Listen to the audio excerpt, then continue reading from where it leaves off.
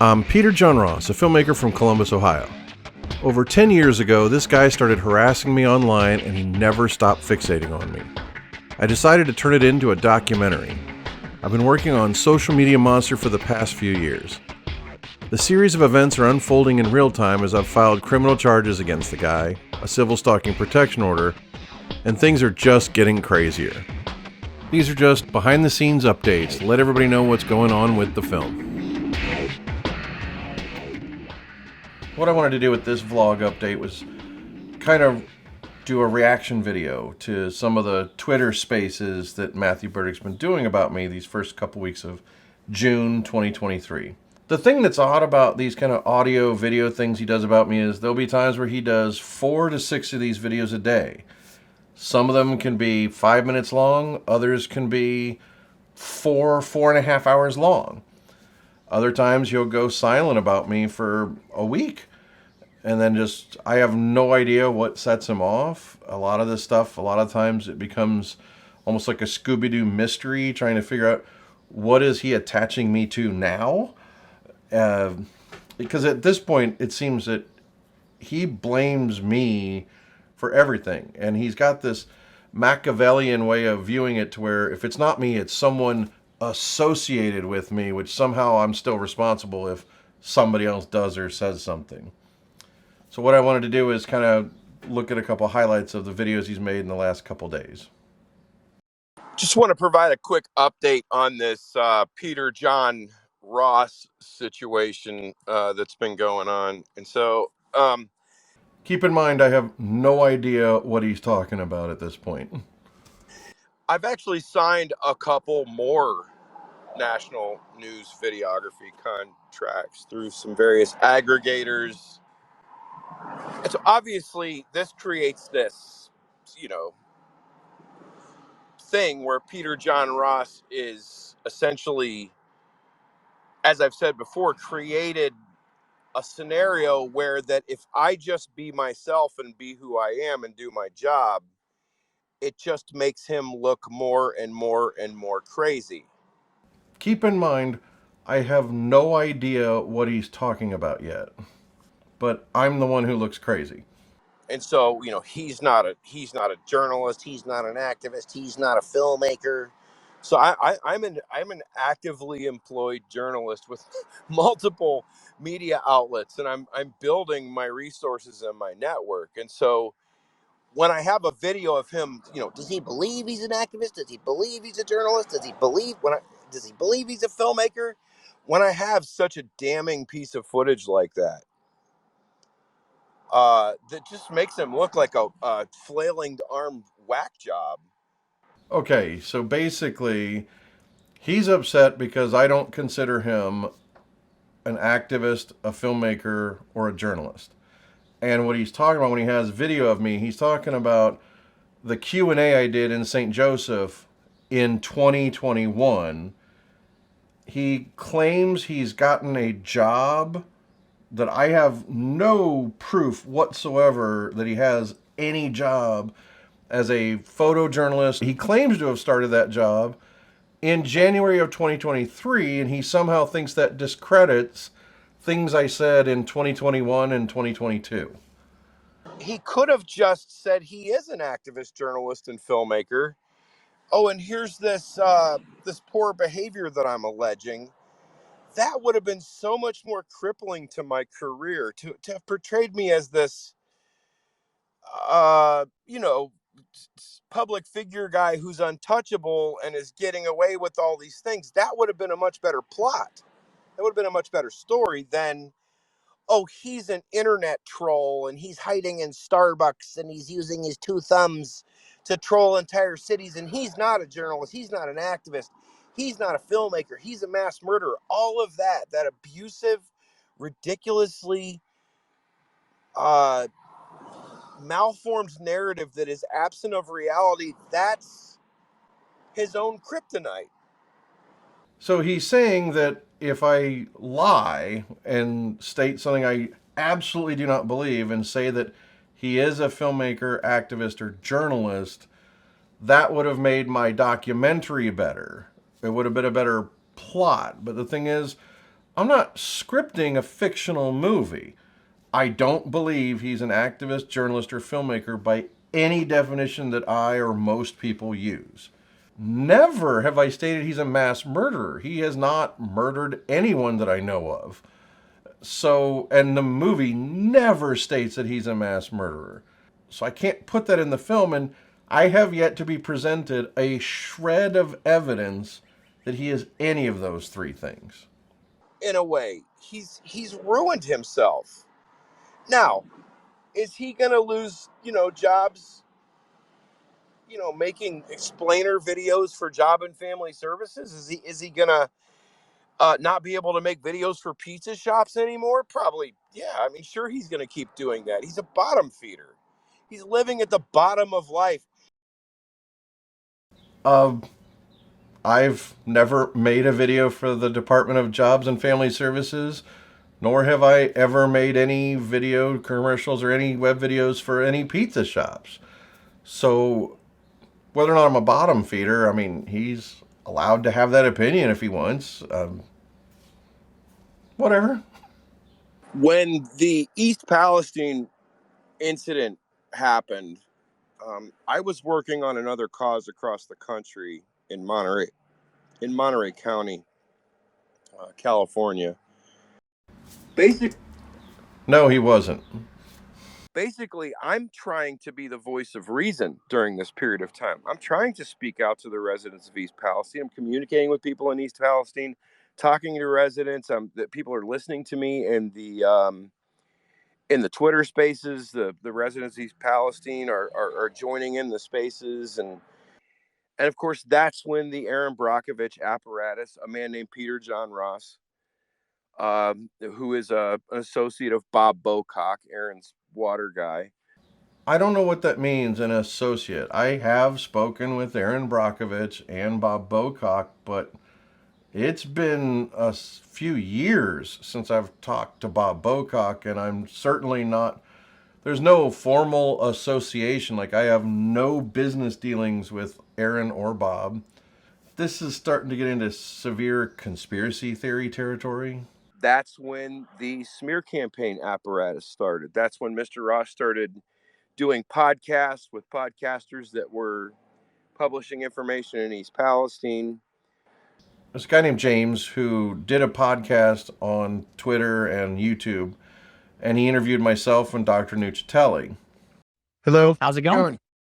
So I'm excited to learn more about this iPredator concept and what you've been working on, and to hear those insights and how we can make the internet safer for everybody.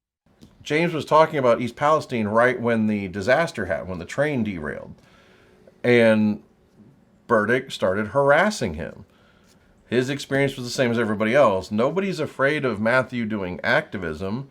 They're afraid because he's very threatening and harassing and terrifying. And so there's no confusion about who exactly is involved in undermining my efforts. No one is undermining his efforts. People are trying to undermine his threats and harassment.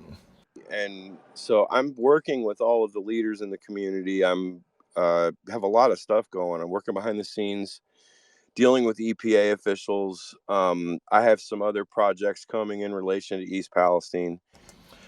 According to the EPA, no one is working with Matthew Berdyck in East Palestine or anywhere else. They have no official working relationship with Matthew Berdyck or toxicwastesites.org or superfundresearch.org or anything to do with him. He was never asked to do any reports. He's not been asked to do any investigations. So even though I sort of took a step back publicly, I'm still very closely involved. And so we just, we have a situation where, everybody involved, Ms. Brockovich, Mr. Ross, Mr. Bocock, EPA, everybody needs to realize I'm 12 to 14 years into my career. I'm 47 years old. And I just want to point out that over the years, as this continues to move forward, I have extended hundreds of olive branches to Aaron Brockovich. I have extended hundreds of olive branches to Bob Bocock.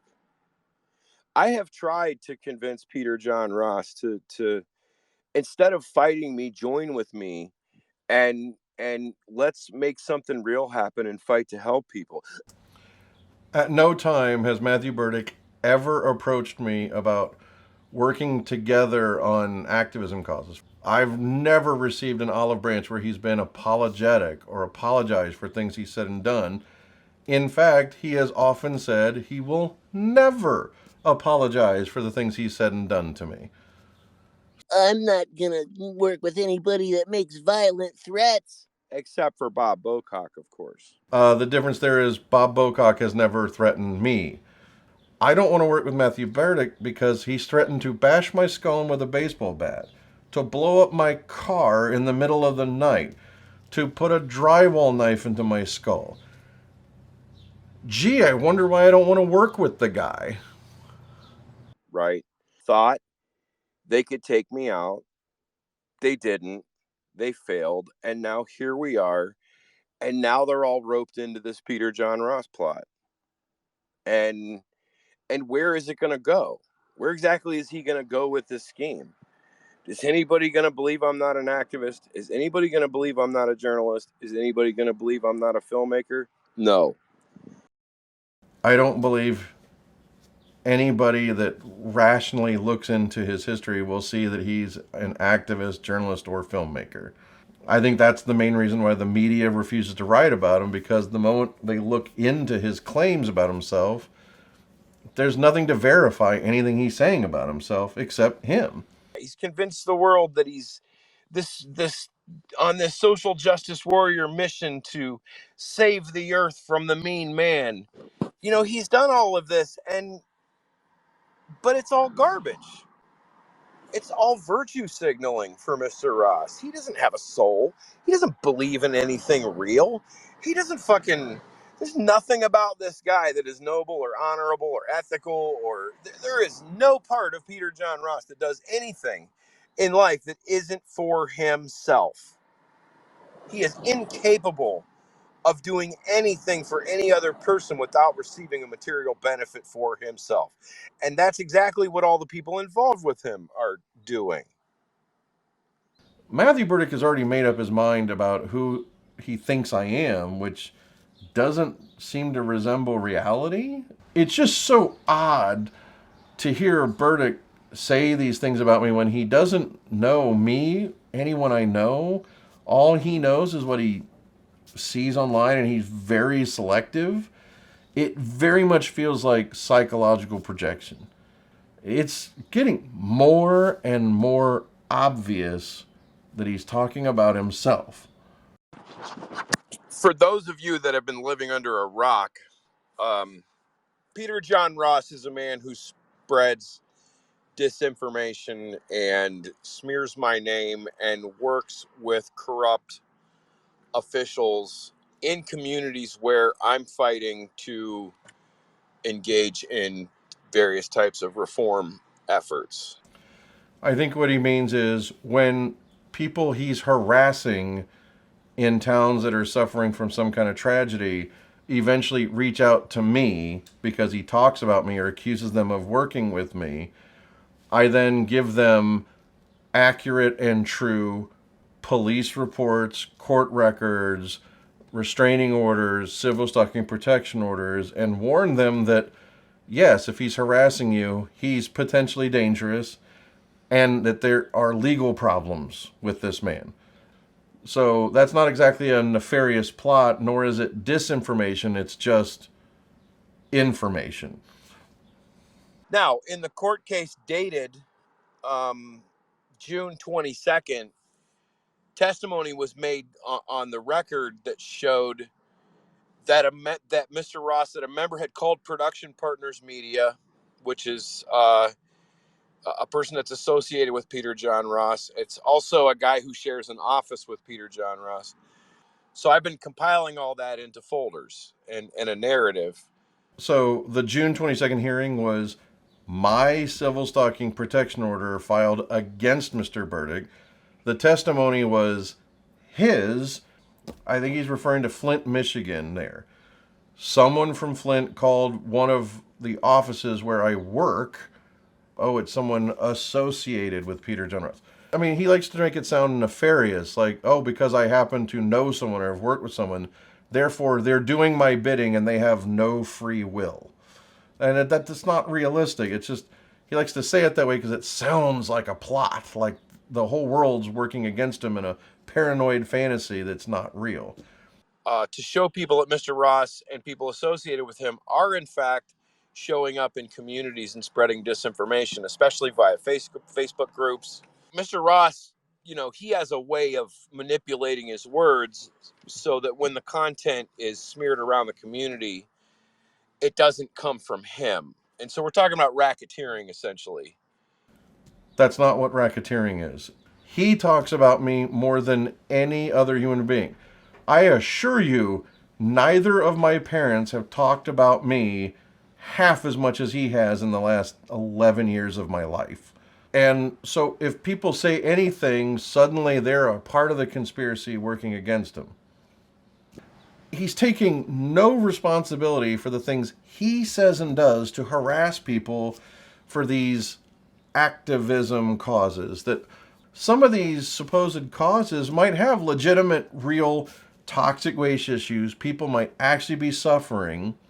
He makes it all about him and how his feelings are hurt because people said something mean or bad about him after he harassed them. And so when person is engaged in racketeering, they get other people to commit crimes. They get other people to engage in crimes on their behalf. So I've got a nice, extended dissertation, and it's essentially shows how Mr. Ross is involved in all of these smear campaigns, quite specifically. Saying you have evidence is not proof of anything. He keeps accusing me of things, saying he has evidence, but it's evidence of things I literally never did or said.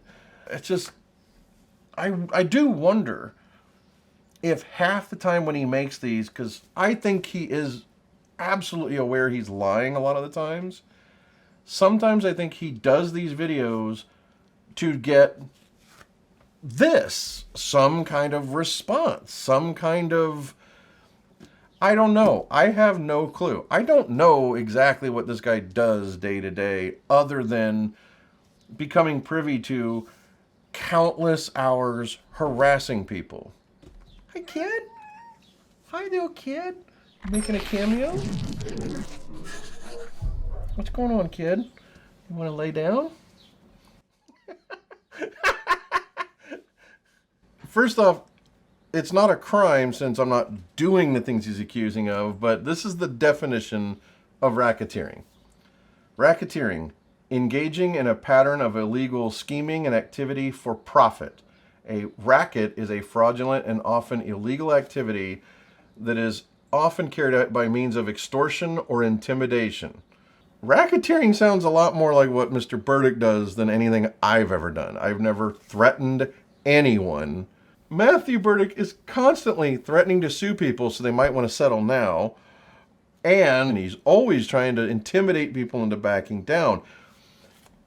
So much of these videos is psychological projection. Virtually everything that he accuses me of, they're all things he does. The anonymous accounts, using Google Voice or TextNow phone numbers to pretend to be supporters that support himself. The way he uses fake Facebook accounts or fake Twitter accounts to support himself as unwaveringly loyal fans of himself. These are all things he does, not anything I do. I really try not to listen to his videos much anymore. And by making the documentary, I've been able to kind of put up a wall so that I can view it objectively and remove myself from it to a degree. But I am just so fed up with the sound of his voice. I can't stand hearing it at all. And so what I've done is I've been using my editing software to do auto transcriptions, and I just kind of read through it or skim through it. And luckily I have this amazing support network of, there's over 24 people that watch and listen to his stuff, and they tell me if, in their opinion, I should listen to it. And that way I'm protected. I don't see myself doing a lot more of these reaction videos. I think it's kind of what he wants for attention. It's feeding that narcissistic supply.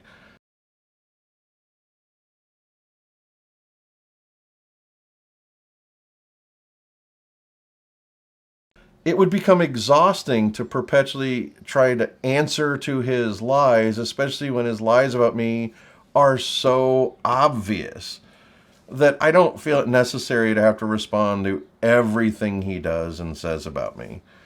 This is his way of still getting to talk to me while circumventing the Civil Stalking Protection Order.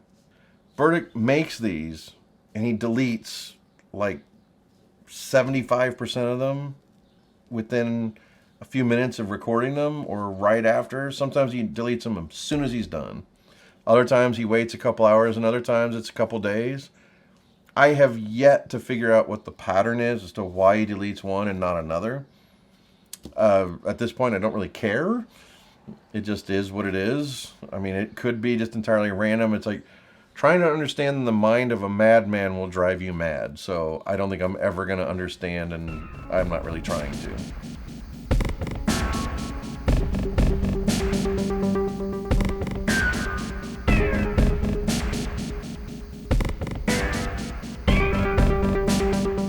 So the kid is fed up with Mr. Berdyck.